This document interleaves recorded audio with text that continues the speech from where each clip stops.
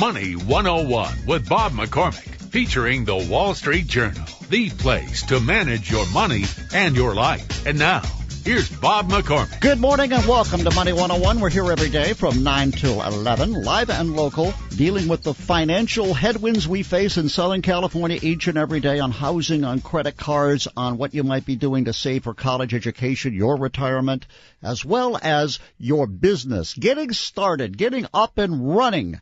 You may have had to start a business because you were out of work. It may be your passion.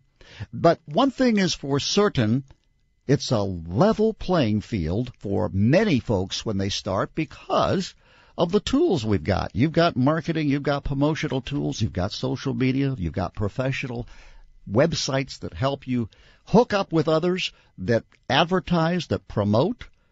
In fact, it's been a big blow for the traditional media to see how online advertising has captured such a big part of the market, and especially for young people. But there are dangers, and virtually a day goes by when we find that there's been a privacy violation, or there has been a case where a business has been totally trashed. A business may be taken from such a small little walk-in word-of-mouth place to one of the more popular restaurants or more popular places in the city of Los Angeles, simply because people started to spread the word. People began to go online to give their opinions, to rave, or in some cases to trash. My guest is Stephen Wyer. He's the author of Violated Online. If you think you're safe, think again how online slander can destroy your life and what you've got to do to protect yourself. Stephen, nice to have you here. Thanks for having me. A little bit about yourself. You're a financial services guy, and that's where I came out of. I did not come out of social media or technology. I came out of the financial services background.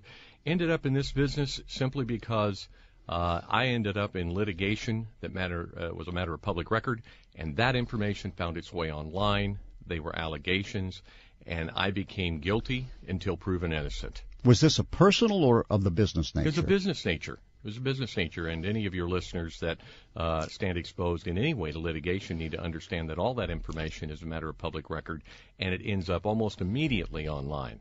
We just saw another Facebook story today where you've got to understand when you sample this, when you go on, you automatically are being tracked. Give me a sense of what exactly are we exposed to when we venture into these outlets. Well, the news today is about Facebook, and if you think about it in a very real sense, it exposes the fact that we've been betrayed in a very real sense. We've also been lulled into believing that the information we put out there is not viewable in many cases, and that simply is not the case. Facebook talking this morning about the spam that hit their site, but in the context of discussing that, Zuckerberg actually acknowledged for the first time that he's tracking click history. Click history not of just members of Facebook, but even non-members of Facebook that visit a Facebook site. So you visit a small business site, you gather some information, and at that point, you're being tracked. He's tracking 800 million people, and now we've got senators and congressmen that are posing very uncomfortable questions about the privacy and about the disclosures of all of this. About the privacy issue. We got a movie about it, and it seemed very altruistic at the time and very innocent, but as we know, it is a huge business right now. I use Twitter. I sent a tweet out about something that may have been a mistake or a misspelling, and I want to delete it. Maybe I look kind of stupid in that tweet. Is it gone? Is it gone? Oh, well, there are lots of examples of this. The Arab uprising overseas, Katie Couric announcing prior to anything happening that a dictator was taken out of office before it ever even happened. Went out to 120,000 of her people, and then those people retweeted. Happens all the time. Congressman Wiener's a great example of that. But the direct question is, what happens to that information? Mid last year, most people did not see it in the paper, but Twitter committed every single tweet since March of 2006 when they began. They committed every single tweet to the Library of Congress. Yeah. It's all being housed by the federal government, every tweet. Where do they get data storage for that. We're doing about 1 billion tweets a week right now. Yeah. How can that be used down the road? What is your fear? Well, that's a really interesting question. The Library of Congress is not alone. Within the last month, both the Federal Reserve and the CIA have put out requests for proposals to assist them in tracking media, not only domestically but internationally. So I would suppose, on the positive note, that Homeland Security has the potential to use that information, and it'd be very, very helpful to protect our borders. Let's go back to the business that you're starting, and all of a sudden you're seeing an incredible rise in your mentions and your favorable ratings, and everybody loves you on Facebook, and they're tweeting about the experience in this little restaurant. You got lines outside. But then all of a sudden a Yelp comes in that rips you, or maybe accuses you of something, or maybe of a crime, just an accusation. Yeah, there are many opinion sites, many rating sites, and it's a double-edged sword. So when you're popular and you're getting positive reviews, you end up with 5 thumbs up, 5 stars, 5 smiley faces, depending on the review site, and that's very good. And you can build a business that way. The other side of that equation, the shadow side of that equation, is 1-star rating, 1 thumbs down, unhappy faces on those rating sites can severely damage your business. And then the question is, where's that information coming from? And in many cases, it could be a competitor, or it could be someone who's got a grudge, or someone who's just making this up out of whole cloth. Our business, we spend all of our time helping people who've been slandered online. And as it relates to rating and opinion sites, many times we're able to track that information back down and determine that the complaint has either come from a former employee who's unhappy or from a competitor. The easiest way to get a leg up in this competitive economy is to simply anonymously make derogatory comments about your competition. What you have to remember is most of this is being done anonymously. You know, it used to be that there was a certain civil decorum in business. If you had an issue, you would go to a mediator like the Better Business Bureau, and you would file a complaint. How do you fight it now without going to court? The Internet is not, it does not play fair. And fighting it, even in the courts, there's a very narrow body of law that dictates what's happening on these sites. Everybody stands on the First Amendment, which, as you know, is nothing more than freedom of speech. So when you stand on the First Amendment, it empowers me to say anything I want as my opinion in whatever forum I can identify or plug into online. So you say that the libel, which is a written That's right. comment, slander, which is usually spoken, verbal, that I'm going to slam you, which has no foundation, you can sue under either of those. That's right. But online, why is the online equation any different? Well, to begin with, it really focuses around your identity. And if you think about if we were to log on to a complaint site right now, or an opinion site, and post comment that would be derogatory, you can close that out by signing it Mickey Mouse. The only way that anyone could determine who actually posted that is if the courts would require Google, as an example, to identify the IP address of where that came from. And even in that scenario, I'd have to find your fingers on the keyboard. Well, so look how hard it is. Pragmatically realistic. How hard is it to get a tracker to catch people? But it takes a small army to track these people down. That's right. Stephen Wyer, violatedonline.com. The book by the same name is available on Amazon.com. How do you protect yourself in this online world so you can take advantage of social media and professional websites like LinkedIn and not put yourself in jeopardy? And what are the good guys? Who are the good guys? Where are you safer going online? I'm Bob McCormick. This is Money 101. Your business could get up and running today and be slandered tomorrow. What would you do? Find out next on Money 101.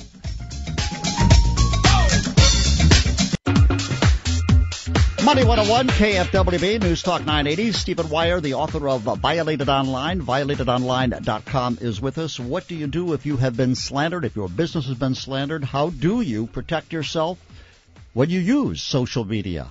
More on that, but first to the Wall Street Journal report. And Patrice Sikora is standing by. Consumers got a little break. We're paying less for gas, for food, or for cars and for electronics, but who knows? I see diesel fuel is at a 3-year high for the truckers in Southern California, and people can't really believe that there's no inflation. Well, let's look at the good news that we got today, shall we? The home builders, a happier bunch there. In fact, they're happier than they've been in 18 months. The sentiment index from the National Association of Home Builders surged last month to its highest level since May of 2010. Still pretty low, but at least it's moving higher.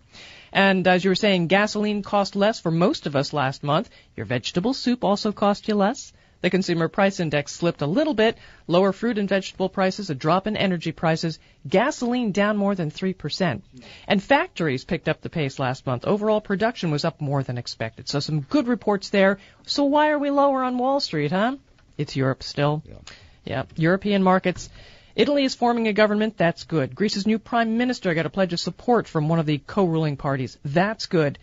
But bond yields are rising, and they're spreading in key Eurozone economies. That has traders worried that the debt crisis is spreading to even stronger companies. Over 7% on that 10-year yield in Italy again. Yeah. And if you're going to be latte shopping, it really depends on what Starbucks you go to around here. It does. In Los Angeles, you folks, you're getting hit with higher coffee prices at Starbucks. There was a survey that was done. Now, Starbucks has said they've been doing this for a while, market-by-market basis. They adjust their prices. They hit Southern California this time, Washington, Oregon, Hawaii. Apparently, it's about a 4% increase. Your little latte there is going to cost you about 10 cents more in the Los Angeles area. Thank you, Patrice Sikora of the Wall Street Journal. Stephen Wyer discovered that millions of people have been slandered online, as he writes in Violated Online. What is the slanderous acts that happen, and how can it happen to people? Well, there are lots of ways to be slandered online, and there's also a lot of true, honest information that could be quite embarrassing if it's found online. When you think about slander, there are literally hundreds of complaint sites, and their primary business model is to get website traffic. Yep. There are sites that have hundreds of thousands of unmerited, unfounded, unvalidated complaints. It sounds like you're saying they encourage this kind of malicious action. They absolutely do. They operate under the guise of being consumer protection. However, there's no ability to validate anything. They say plainly, even in the terms and conditions of their website, that even if the person posting the content requests that it be taken down, they won't do it. Well, why is that? And do most users know that these are not professionals? These are not people that are going on with credibility necessarily to make these comments? Or are you just saying it is taken seriously? We live in a culture of impulse. If you've wronged me and I have access to a medium that I can exact revenge on you right now, you'll let it fly. I remember years ago when email first came in, and you had to learn the policy of put it in a draft box, come back to it, make sure you've tempered your emotions. People, there's no filter now. We advise people to make sure that you're working with a certified financial planner. Make sure that credit union is NCUA. Make sure that you've got a reputable AAA, maybe approved, or look at the complaints that have been filed with the state of California, with the national regulatory agencies about that service. But you're saying a lot of people just get all their information online. Don't even bother with the vetting process. Well, you think about it. We have become a headline culture.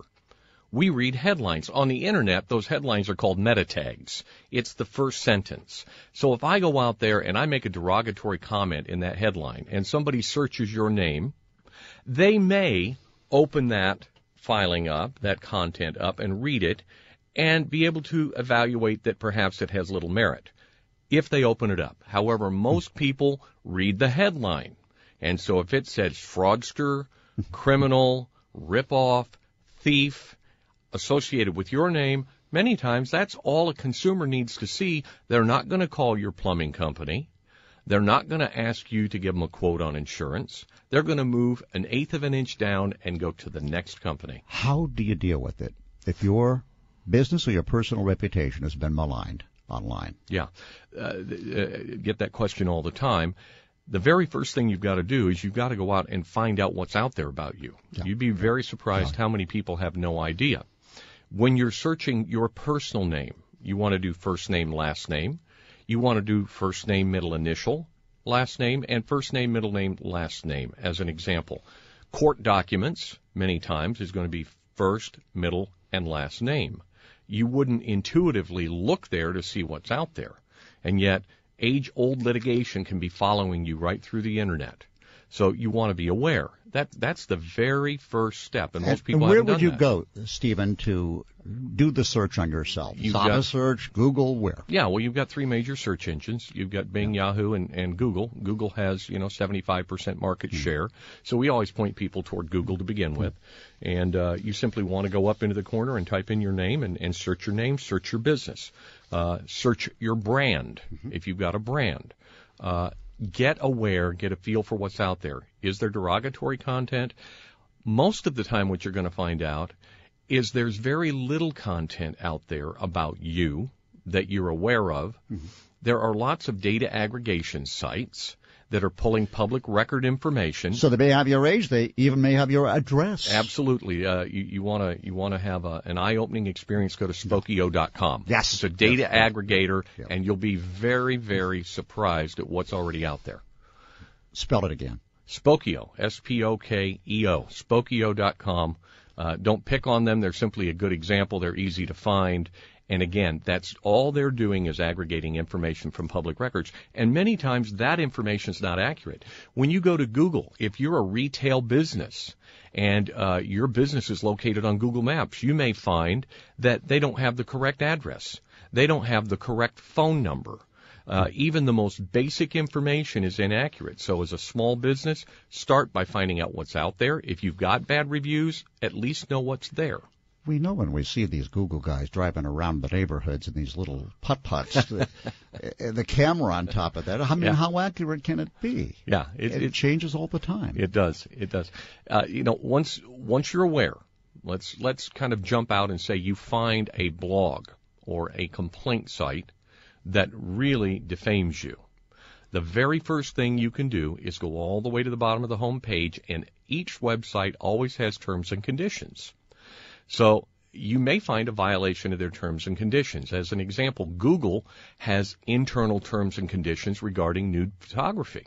So young girls that then end up actresses or models that perhaps had less discretion when they were 18, and that's the primary thing that's out there. A lot of times, if you simply notify Google, Google will take it down. And so there's an immediate action step. Validate information, look at what's there. If it's bad, look at the terms and conditions. And that's the first step.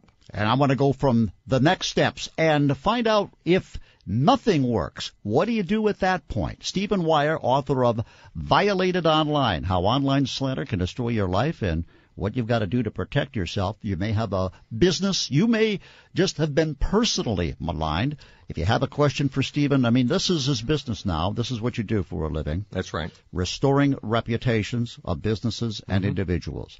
888-539-2980. Perhaps it's happened to you. 888-KFWB 980. Wyer was his own first client for the new firm called Reputation Advocate. He says there are millions of people who have been slandered online. The steps that you take to restore a reputation, if maybe you're in the process of trying to generate buzz for your business, what are the things to avoid? What are the things to look for? Well, once you've done that search on yourself, put in the business name.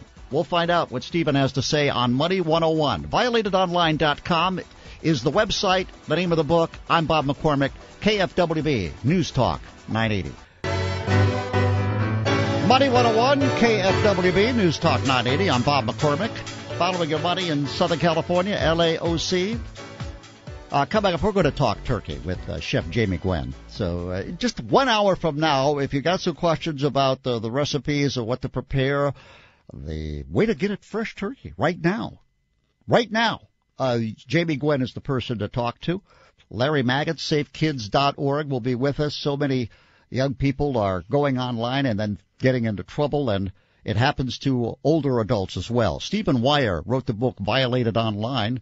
Over a decade ago, his financial services company, he ran an ad agency for major banks, transitioned out of that into running a private fund, and that fund, capitalized by investors, he's got professional experience and actually took his case of being slandered online to the Securities and Exchange Commission. Actually, we raised money. I have a long background in securities business. Raised capital. We were in the distressed debt business working with several of the big banks. And after the funds were raised, and many law firms involved in that effort, they came along, basically said they believed it should have been a registered security. Those allegations were filed, matter of public record, and shortly after they were filed, they were posted up. It took 3 years for the federal courts to begin ruling in our favor. But by then, the damage had been done. Your reputation is at stake every time you go online. Are there good websites? For example, let's take them one by one. We've talked about the problems with Facebook, relentless problems, 800 million users, and virtually everyone is being tracked. LinkedIn, a professional networking website that a lot of professionals use. Mm-hmm. You have to be careful. There are certain things you should not put on LinkedIn. You do. I want to make sure people understand that I'm not saying all social media sites, all rating sites, all opinion sites, all blogs. I'm not saying that they're bad. I think if I was going to give your listeners one piece of advice, it's be aware and be deliberate. When we go to any given site and we sign up, what we go through is what web design companies talk about as being a user experience. And the easier the user experience, the easier they extract the information from us.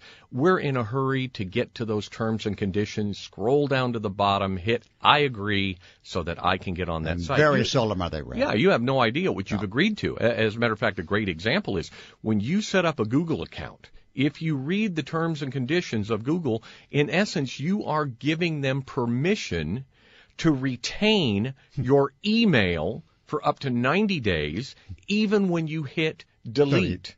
They're housing that information. They're not violating your rights because you've agreed to them. Most people don't even know that. So there are lots of sites that are good. We talk a lot about there being a public self and a private self. And most people don't delineate between the two. We're honest, transparent people. We're trying to use these sites for our business, promote our business. If you're looking for a job, you're posting your resume up, you're putting your picture up, you're hoping people find the white papers you've published, historically, all that type of information. Well, what should you not be putting up there? Well, that's the place to go. If you include your address, the first thing you want to think about is, are you putting your residential address into a social site? Are you putting your zip code there? You should not do that. Well, what I would say is you should certainly be premeditated about providing that type of information. That means you should realize it has ramifications, or you should... That's right. That's right. So what would be the alternative as an example? Well, a post office box is an example. All of the high-quality sites require that those fields be populated. So you can't go out and set up a major social site without providing the required fields. And that includes address. Address, zip code, phone number. What phone number do you put down? Do you put your cell phone number down? Do you put your residential number down? Or do you put your business number down? I'm always going to encourage people to put down business information rather than personal information. So that's a place to go. Another thing, if we talk about individual accounts, you need to be very deliberate in setting boundaries for what you will and you will not put on. I'll speak to parents for just a moment. Determine whether you're going to put pictures of your children online. And who can see those pictures? And does that mean also sending these pictures by email to friends and family? Absolutely. It means, I'll tell you what's even more volatile. And if you think about your life, my life, this happens all the time. I love my PDA. I love my cell phone. I love the camera on my cell phone, and there's nothing like a little spontaneity. Take that picture at 11:30 at the Mexican restaurant, post it up because it's good for laughs. Everybody can see it, and nobody thinks about being able to cut that picture and paste it into another site. Within the last 3 months here in the United States, there was a teacher that was let go because on spring break she went to the beach, had a picture taken of her with a beverage, with an adult beverage, and the administration of the school determined that that was not proper conduct for a teacher because the students had access to that picture. Well, where's the line for that? Where is the line? Yeah, good point. I've got to get to what you want to inform people, the message of the business owner as well as the individual. I think you've been pretty clear in delineating between personal and public, between business and personal. That's a clear-cut line you have to be careful on. You want to promote your business, but you don't want to be tied to your personal life. That's right. That's right. And as far as a small business goes, the question is, what can you do to promote? How do you interact in a positive way and protect yourself? And so the first answer to that question is you participate. And by participating, I mean there are many blog sites. You can go to WordPress or Blogger. You can set up your own business blog. You can proactively provide the information about your business that you want people to know. There are free press release sites. You can put a press release out about your business. Again, you control the content. You're providing the information. And that information many times will rank right on page 1. So over time, if you're deliberate and you establish a business social site with the proper information, you validate the information that's on Google Local and Yahoo Local, you create a business blog that talks about the cost of coffee going up, the cost of food going up, winter coming and servicing your heating and air conditioning, whatever business you're in, proactively provide the information so that when people are searching your business, they're seeing positive, transparent, honest information about your business. You mentioned that Google will take down something that you requested if it is warranted. What about Yahoo? What about Bing? Well, are they responsive? Yeah, all those sites have got terms and conditions. Even the Slander sites have got terms and conditions. And if you clearly violate the terms and conditions of that site and request, they'll review it, and many times they'll take it down. Is that enough usually? Well, that's the issue, because you have to realize that most slander is nothing more than an opinion. Right. Perhaps an uninformed opinion or a malicious opinion, but it's only opinion, and that information is not going to be taken down. If you give a 1-star rating to a restaurant that happens to be 3 blocks down from you and you're a restaurateur yourself, that 1 star is not coming down. Stephen Wyer, Violated Online is the name of the book, violatedonline.com for more information on what you've got to do to protect yourself. If you think you're safe, think again. Thank you for being with us on Money 101. I appreciate it. Thanks so much. More to come, including you got one of the sales going on, knock at your door, or the office request that you contribute to a child's charity. Mom and Dad have a big stake in that, and what you need to know with the Wall Street Journal's Sue Schellenbacher. Coming up, I'm Bob McCormick. This is Money 101. Chef Jamie Gwen is here. And what you can do about online bank fraud and protect yourself from cyber crime on Money 101.